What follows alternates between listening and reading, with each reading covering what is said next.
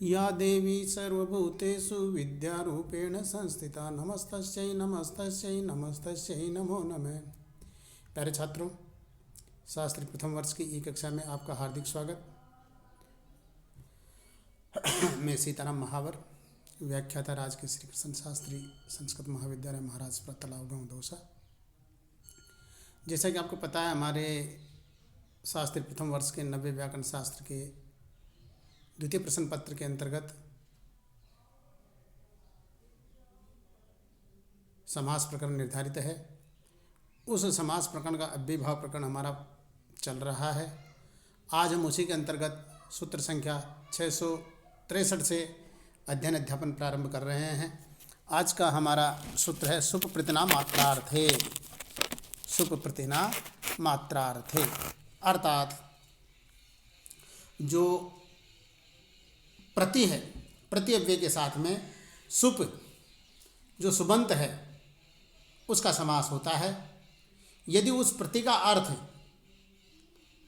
मात्रा, लेस, न्यून या कम अर्थ हो तो, अर्थात जो सुप प्रतिना मात्रार्थ है, ये सूत्र क्या कहता है कि सुप जो वो प्रति जो अव्यय है उस प्रति अव्यय का सुबंत के साथ में समास होता है यदि उस प्रति का अर्थ मात्रा, लेस, न्यून या कम अर्थ हो तो। अब यहाँ पर जब उदाहरण हम देखते हैं तो उदाहरण आता है साक से लेस है साक प्रति। साक से लेस है साक प्रति, तो साक से लेस लौकिक विग्रह और साक गस प्रति इति अलौकिक विग्रह। सुपप्रतिना मात्रार्थ का प्रति जो अव्यय उसका साकस्य के साथ में समास। कृतद्धित समास प्राप्त संज्ञा, सुपो धातु से सुप का लोप होकर के और साक प्रति, ये हमारी स्थिति बन गई। सुपप्रतिना मात्रार्थ सूत्र में सुप जो है वो प्रथमा निर्दिष्ट है, अतः प्रथमा निर्दिष्ट समास उपसर्जन से उसकी उपसर्ग संज्ञा हो जाती है और उपसर्जन पूर्व से उसका पूर्व प्रयोग अर्थात वैसा का वैसा रह के साक प्रति, ये हमारा वैसा का वैसा ही रह जाता है। पुनः प्रातिपदिक संज्ञा होकर के जो सु आएगा उस सु का साक प्रति के विसर्ग थोड़ी इत्यादि विसर्ग लिखितम अस्ति, तो जो सु है उस सु का साक प्रति सु का लोप होकर के अव्यय भाव से अव्यय संज्ञा और वेदाप सुप से सुप का लोप होकर के और साक प्रति, ये प्रयोग हमारा बनेगा। मात्रार्थ किम, देखिए इत्यादि लिखितम अस्ति मात्रार्थ किम, अर्थात मात्रार्थ किम ऐसा क्यों कहा है कि मात्रार्थक प्रति अव्यय का संबंध के साथ में अव्ययभाव समास होता है। जहाँ प्रति अव्यय का मात्रा के अर्थ में प्रयोग नहीं होगा वहाँ पर अव्ययभाव समास नहीं होगा। यथा वृक्षम प्रति प्रति विद्युत विद्युत, यहाँ प्रति अव्यय जो है वो मात्रा के अर्थ में नहीं है, अतः यहाँ पर प्रति के साथ में समास नहीं हुआ है। अपितु लक्षण इत्तम भूताख्यान भाव विपसा प्रतिपर्य नव से प्रति की कर्मचिन्ह संज्ञा और कर्म परचिन्ह युक्त द्वितीय से उसमें द्वितीय विभक्ति का प्रयोग होकर के यह प्रयोग बना है।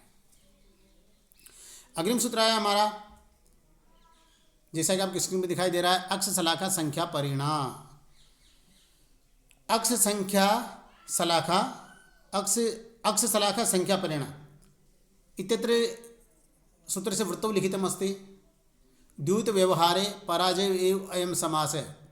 द्यूत व्यवहारे, द्यूत व्यवहार में ही, अर्थात ये द्यूत व्यवहार कहते हैं। द्यूत कहते हैं एक क्रीड़ा विशेष होती है, अर्थात जिसमें जुआ इत्यादि हिंदी भाषा में अपन कहें तो द्यूत व्यवहार में यत्र द्यूत व्यवहार भवति, अर्थात जहाँ जुआ इत्यादि खेला जाता है तो वहाँ पर पराजय एव, यत्र पराजय भवति, जहाँ पर पराजय हो जाती है, तत्र एव अयम समास है, वहाँ पर यह समास होता है, अन्यत्र न भवति, अन्यत्र यह समास नहीं होता है।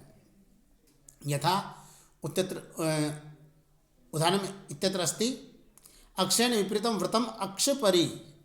अक्षपरि, अक्ष इत्यस्य का अर्थ भवति, अक्ष कहते हैं पासा। आपने देखा होगा द्यूत व्यवहार यत्र कुत्रापि भवति, जहाँ पर लोग बाग बैठ करके ये ऐसा कार्य करते हैं, ऐसा खेल खेलते हैं, तो वहाँ पर एक विशेष रूप से पासे वगैरह रहते हैं। तो वो जो पासों के ऊपर आपने ध्यानपूर्वक देखा हो तो संख्याएं अंकित रहती है, तो जब उनको चलाते हैं तो चलाने पर जो संख्या ऊपर आती है वह संख्या उनको उतने अंक उनको मिलते हैं और उस उतने अंक के आधार पर वो अपने जो स्थिति रहती है वो स्थिति अपनी स्थिति बना पाते हैं। तो यहाँ पर देखिए अक्षेण विपरीतम व्रतम अक्ष परि, अर्थात वो जो अक्ष था, जो पासा था, विपरीतम व्रतम, विपरीत गिर गया। यदा अक्ष विपरीत पतिष्यति, जब अक्ष विपरीत गिरेगा, तदा तस्य पराजय निश्चितम भवति, तो उसकी पराजय निश्चित होगी। तो यहाँ पर इस प्रकार से तो अक्ष परि अक्षेण विपरीतम व्रतम लौकिक विग्रह, और अक्षेण इत्यत्र तृतीया विभक्ति अस्ति, इसलिए तृतीया विभक्ति होने के कारण अक्ष टा परि इति अलौकिक विग्रह। अक्ष शलाका संज्ञा परिणाम सूत्र से समास हो जाएगा, कृतद्धित समास प्राप्त संज्ञा हो जाएगी, सुपोधा से सुप का लोप होकर के अक्ष पर यह स्थिति हमारी बन जाएगी। उपसर्ग संज्ञा होगी, उपसर्ग में पूर्व से पूर्व प्रयोग होगा, स्थिति यथावत रहेगी। पुनः प्रातिपदिक संज्ञा होकर के और प्रथमा के एक वचन जो सु आएगा उसका अव्यय संज्ञा और अव्ययदाप सुप से उस सुप का लोप होकर के और ये अक्ष परि ऐसा प्रयोग हमारा बनेगा। इसी प्रकार से शलाका परि, शलाकया विपरीतम व्रतम, शलाका विपरीत गिरी, तो शलाका टा और परि ये इसका अलौकिक विग्रह। एक परि एकेन विपरीतम व्रतम, एकेन विपरीतम व्रतम, एकटा और परि इति अलौकिक विग्रह। इस प्रकार से तीनों प्रयोग इसी प्रकार से हमारे बनेंगे। अब देखिए अग्रिम हमारा सूत्र आता है विभाषा। विभाषा सूत्र क्या कहता है? विभाषा सूत्र कह रहा है प्यारे छात्रों, विभाषा सूत्र कह रहा है कि अधिकारो एवं, ये अधिकार सूत्र है, अधिकार सूत्र है। तो अधिकार सूत्र है तो देखिए यहाँ से विभाषा का अधिकार प्रारंभ हो रहा है और इस सूत्र से पूर्व जितने भी सूत्र है वहाँ पर इस सूत्र के द्वारा समास होते हैं, तो ये नित्य समास का विधान करता है। अब देखो, अब ये यहाँ पर नित्य समास तो शुभ सुपा इति, तो नित्य समास अव्ययम इत्यादि समास विधान ज्ञापक, ये एक ज्ञापक है। तो अब चलिए जो हम अब देखते हैं हमारा अग्रिम सूत्र, अधिकार सूत्र है ये। तो अब देखो अग्रिम सूत्र आया हमारा अप परि बहिरंचव पंचम्या, अप परि बहिरंचव पंचम्या। तो ये जो सूत्र है, ये सूत्र क्या कहता है कि अप परि बहिष और अंश, ये जो शब्द है अर्थात ये इनके साथ में वैकल्पिक रूप से समास होता है, इनके साथ में वैकल्पिक रूप से समास होता है। अप परि बहिष और पंच और क्विर प्रत्यान शब्द, इनका वैकल्पिक से समास होता है। पक्ष वाक्य में और पक्ष में वाक्य ही रहता है। तो यहाँ पर देखिए अप के साथ में तो अपविष्णु संसार है और परि के साथ में परिविष्णु संसार है और बहि के साथ में बहिर्वनम और प्रागवनम। इस प्रकार से ये समास हमारे बताए गए, इनके उदाहरण बताए गए हैं समास क्या। तो देखिए अब एक उदाहरण इसका देखते हैं हम। तो अपविष्णु संसार है, अपविष्णु संसार देखते हैं। तो विष्णु अपलौकिक विग्रह और विष्णु घसी अप इति अलौकिक विग्रह। अप परि बहिरंचम पंचम्या सूत्र से जो अव्यय है, अप अव्यय है, उसका पंचम्यंत जो विष्णु शब्द है उस विष्णु के साथ में उसका समास हो जाएगा। कृतद्धित समास से प्रतिसंज्ञा हो जाएगी, सुप धातु से सुप का लोप होकर के और विष्णु अप ये स्थिति हमारी बन जाएगी। प्रथमानिधि समास उपसर्जन से उसकी उपसर्ग संज्ञा हो जाएगी, उपसर्जन पूर्व से उसका पूर्व प्रयोग हो जाएगा। पुनः प्रातिपदिक संज्ञा होकर के जो सु आएगा, अव्यय भाव से उसकी अव्यय संज्ञा और अव्ययदाप सुप से उस सुप का लोप होकर के और अप विष्णु ये प्रयोग हमारा वैसा का, अप विष्णु हमारा वैसा का वैसा ही प्रयोग बन जाएगा। और जब समास नहीं होगा तदा अप विष्णु यह बिना समास वाला प्रयोग बन जाएगा। इसी प्रकार से प्यारे छात्रों परिविष्णु, विष्णु घसी परि इति अलौकिक विग्रह ये प्रयोग बन जाएगा। बहिर्वनम, बहिर्वनम में देखिए वनाद बहि और वन घसी बहिर्सु इति अलौकिक विग्रह। ये जो सूत्र है हमारा अप परि बहिरंचव पंचम्या, इस सूत्र से बहिर जो अव्यय है उसका पंचम्यंत वन शब्द का जो पंचम्यंत वनात है उसके साथ में समास हो जाएगा। कृत तद्धित समास प्राप्त संज्ञा हो जाएगी। सुपो धातु से सुप का लोप होकर के वन बहिर ये स्थिति हमारी बन जाएगी। प्रथमा निर्दिष्ट समास उपसर्जन से जो बहिर अव्यय है उसकी उपसर्ग संज्ञा हो जाएगी और उपसर्जन पूर्व से उसका पूर्व प्रयोग हो जाएगा। स्थिति बन जाएगी हमारी बहिर्वन। क्या स्थिति बनी? बहिर्वन।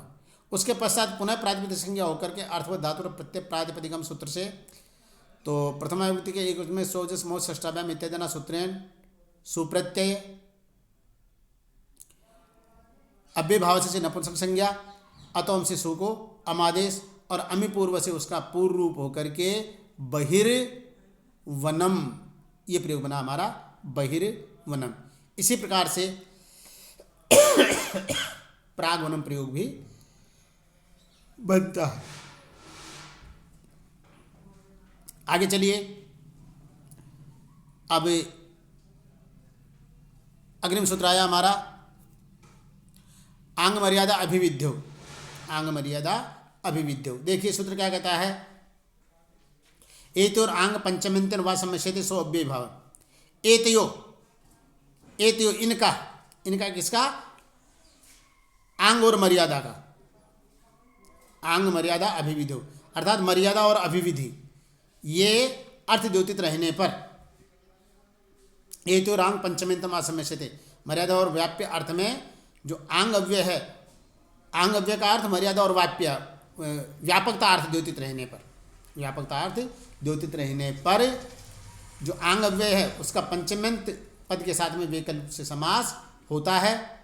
यत्र समास न भवति, जहाँ पर समास नहीं होगा वहाँ पर वाक्य वैसा का वैसा ही रह जाएगा।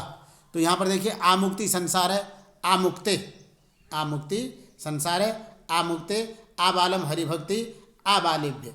तो यहाँ पर जब उदाहरण हम देखते हैं तो आमुक्ति लेते हैं, तो आमुक्ति को देखिए, आमुक्ते इति लोकी विग्रह और मुक्ति घसी आंग इति अलोकी विग्रह। मुक्ति घसी आंग घसी इत्यत्र पंचम्यंत अस्ति, इसलिए मुक्ति घसी आंग इति अलौकिक विग्रह। आंग मर्यादा अभिविध्यो जो सूत्र है उससे समास कृत तद्धित समास प्राप्त संज्ञा सुपो धातु से शुभ का लोप होकर मुक्ति आंग, मुक्ति आंग, आंग में से जो ग है उस ग की केन सूत्रेण हलंत्यम इति सूत्रेण गकार से संज्ञा तस्य लोप इति लोप भूत्वा मुक्ति आ। इस स्थिति में प्रथमा निर्दिष्ट समास उपसर्जन से उपसर्जन संज्ञा और उपसर्जन पूर्व से उसका पूर्व प्रयोग होकर के आमुक्ति, ये स्थिति बन जाती है हमारी। उसके पश्चात प्रथमा विभक्ति में जो सु आएगा उस सु की अव्यय संज्ञा और अव्यदाप शुभ से सु का लोप होकर के और आमुक्ति, ऐसा प्रयोग हमारा बनेगा। दूसरा इसका उदाहरण है आबालम हरिभक्ति इत्यत्र आबालेभ्य लोकी विग्रह बालभ्यस आंग इति अलोकी विग्रह। और उसके पश्चात देखिए आंग मर्यादा अभिविध्यो सूत्र है उसका समास कृतधि समास प्राप्त संज्ञा सुपोधातु से शुभ का लोप होकर के बाल आंग, ये स्थिति हमारी बन जाती है। उसके पश्चात आंग में से जो ग है उस ग की इत संज्ञा और लोप होकर के और आ बाल आंग जो है आंग की उपसर्ग संज्ञा करके उसका पूर्व प्रयोग कर लेंगे तो आ बाल बन जाएगा। आ बाल बनने के पश्चात जो प्रथमा विभक्ति के सुप्रत्यय आएगा पुनः प्राप्त संज्ञा होकर के उसका अभेदाप शुभ से शुभ का लोप प्राप्त होता है, लेकिन नाभि भाव दत्तोमत्य पंचम से सु को अमादेश और अमी पूर्व से पूर्व रूप होकर के और आबालम इति प्रयोग भविष्यति, इस प्रकार से वो प्रयोग हमारा बन जाता है। अग्रिम सूत्र देखिए, इसी स्क्रीन पर आपको दिखाई दे रहा है लक्षणेनाभिप्रति आभिमुख्ये, आभिमुख्य दोत का अभिप्रति चिन्ह वाचना से प्रागवत अभ्यग्नि सलभा पतंती अग्निमभि प्रत्यग्नि अग्निम प्रति।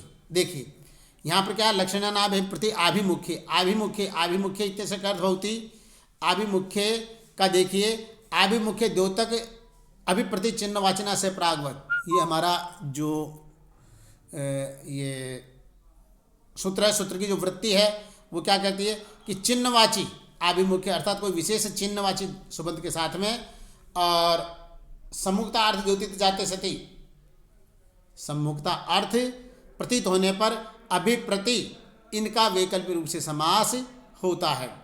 तो यहाँ पर देखिए प्यारे छात्रों उदाहरण दिया अभ्यग्नि, अभ्यग्नि सलभा पतंती, अभ्यग्नि सलभा पतंती, सलभा, सलभा इत्यस्य का अर्थ भवति हिन्द्यां कीट पतंगे, ये सलभ का अर्थ है। रात्रौ यदा वयम विद्युत दीप का प्रज्वलनामः, जब हम रात्रि को बिजली का बल्ब जलाते तदा रात्रौ अनेकाः कीट पतंगा तत्र आगच्छन्ति, स एव उदाहरण अत्र अस्ति, वह ही उदाहरण यहाँ पर है अभ्यग्नि। तो अग्निम अभि लौकिक विग्रह और अग्नि अम अभि इति अलौकिक विग्रह। लक्षणानाभिप्रति जो ये सूत्र है, इससे सम्मुखता अर्थ के द्योतक जो अभि है, अर्थात इस अभि का अर्थ समीपता नजदीकता द्योतित हो रहा है, उसकी सम्मुखता उसके सामने जाना अर्थ द्योतित हो रहा है, तो इसका अग्नि के साथ में समास हो जाएगा। कृत तद्धित समासा से प्राप्त संज्ञा हो जाएगी। शुभ धातु से शुभ का लोप होकर के अग्नि अभि, ये स्थिति हमारी बन जाएगी। जो अभि है अभि की उपसर्ग संज्ञा और उपसर्ग से उसका पूर्व प्रयोग होकर के अभि अग्नि, अभि अग्नि, और उसके पश्चात ई को नीचे से यहाँ यण होकर के और ये प्रयोग बनेगा हमारा अभ्यग्नि। पुनः प्रातिपदिक संज्ञा और प्रथमा विभक्ति के जो शुभ प्रत्यय आएगा, अव्यय भाव से उसकी अव्यय संज्ञा और अव्ययदाप शुभ से शुभ का लोप होकर के अभ्यग्नि, ऐसा प्रयोग हमारा बनेगा।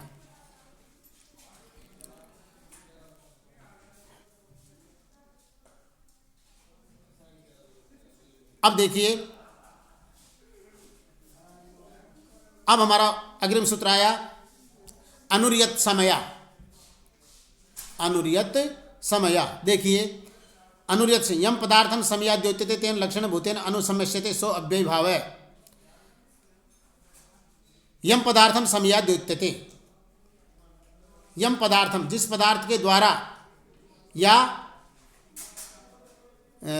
लक्षणया यम पदार्थम समया द्योत्यते, लक्षणा के द्वारा जिस पद का समय द्योत्यते द्योतित होता, तेन लक्षण भूतेन अनु, उस लक्षण भूत जो अनु है उस अनु के साथ में उसका समास होता है। सो अव्यय भाव, और वह जो समास होता है अव्यय भाव, उसको अव्यय भाव समास के नाम से जानते हैं। यथा समया इत्यस्य अर्थ समया निक्षा, समया इत्यस्य अर्थ भवति नजदीक, तो समीप। तो यहाँ पर जो ऐसा अनु है जिसका अर्थ समीपता दिखाई दे रहा हो, तो वहाँ पर अनु के साथ में उसका समास होता है, और वह जो समास होता है सो अव्यय भाव, उसको अव्यय भाव नाम से जानते हैं। उदाहरण मात्र अस्ति अनुवनम असनिर्गत है, अनुवनम असनिर्गत है, अर्थात वन के समीप असनिर्गत है, जो बिजली है वह बिजली गिरी है। या वन शब्द, वन जो शब्द है वो वन के पास के अर्थ का द्योतक है। तो अनु जो है, अनुवनम, अनु जो है वो अनु पास के अर्थ का द्योतक है, इसलिए अनुवनम, इसका लौकिक विग्रह होगा वनस्य अनु, और अलौकिक हो जाएगा वनगस और अनु इति अलौकिक विग्रह। अनुरियत समय जो सूत्र है उसका अनु का वनस्य के साथ में समास, कर्तव्य समास से प्राप्त संज्ञा और सुपो धातु शुभ का लोप होकर के, और स्थिति बन जाएगी हमारी वन और अनु, अनु की उपसर्ग संज्ञा और उसका पूर्व प्रयोग जगह अनुवन बन जाएगा।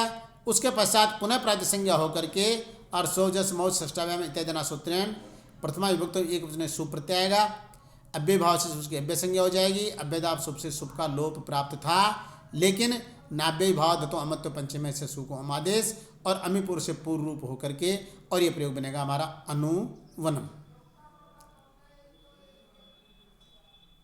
अग्रिम सूत्र आया हमारा, देखिए पहले छात्रों, जैसा कि आपको स्क्रीन पे दिखाई दे रहा है, यस्य चायाम, यस्य चायाम। देखिए अब यहां पर यस्य दीर्घम अनुना द्योत्यते तेन लक्षण भूतेन अनुसमस्यते, अनुगंगम वाराणसी, गंगा या अनु, गंगा दीर्घ सदृशम दीर्घो उपलक्षिता इत्यर्थ है। देखिए सूत्र क्या कह रहा है, यस्य चायम, यस्य दीर्घम अनुना द्योत्यते, यस्य दीर्घ्यम, जिसकी दीर्घता का, जिसकी विशालता का, जिसके बड़े होने का एहसास अनु के द्वारा द्योतित हो रहा हो, अर्थात ऐसा अनु जो किसी की दीर्घता का अर्थ दिखा रहा हो, किसी की विशालता का अर्थ दिखा रहा हो, किसी का बड़े होने का एहसास करा रहा हो, तो ऐसे वो लक्षणभूत जो अनु है उस अनु के साथ में उसका समास होता है। और समास होता है जैसे इत्यत्र उदाहरणम अस्ति अनुगंगम वाराणसी। अनुगंगम वाराणसी अर्थात गंगा के किनारे किनारे वाराणसी स्थित है। अनुगंगम वाराणसी अर्थात गंगा के किनारे किनारे वाराणसी स्थित है। यहाँ पर जो गंगा शब्द है वो गंगा जो धैर्य है, गंगा का जो दीर्घता है वो वाराणसी, गंगा की जो विशालता है वो वाराणसी की दीर्घता को सूचित करती है। तो इस प्रकार से यहाँ पर जो अनुगंगम वाराणसी है वो प्रयोग बना है हमारा। तो देखिए गंगाया अनु इति लोके विग्रह और गंगागस अनु इति अलौकिक विग्रह। यस्य छायाम सूत्र से समास कृत तद्धित समासाच प्राप्त संज्ञा सुपो धातु से सुप का लोप होकर के गंगा अनु, गंगा अनु ये स्थिति हमारी बनी। उसके पश्चात देखिए हाँ ये गंगाया अनु लोक कृत तद्धित समास प्राप्त संज्ञा और सुपो से सुप का लोप होकर के और गंगा अनु ये स्थिति बन गई। अनु जो है उस अनु की उपसर्ग संज्ञा हो जाएगी, उसका पूर्व प्रयोग हो जाएगा, अनुगंगा ये स्थिति हमारी बन जाएगी।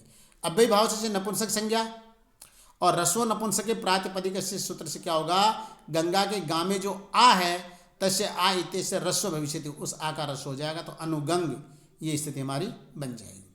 उसके पश्चात जो सु आएगा पुनः प्रातिसंज्ञा होकर सु आएगा, उस सु का अव्यय भाव से अव्यय संज्ञा और अव्ययदाप सुप से सु का लोप प्राप्त होता है। लेकिन नाभ्य भाव दतो अमत्य पंचम से सु को अमादेश और अमीपुर से पूर्व रूप होकर के और ये प्रयोग बनेगा हमारा अनुगंगम, ये प्रयोग बना हमारा अनुगंगम। तो प्यारे छात्रों आज के लिए इतना ही पर्याप्त है। नमो नमः।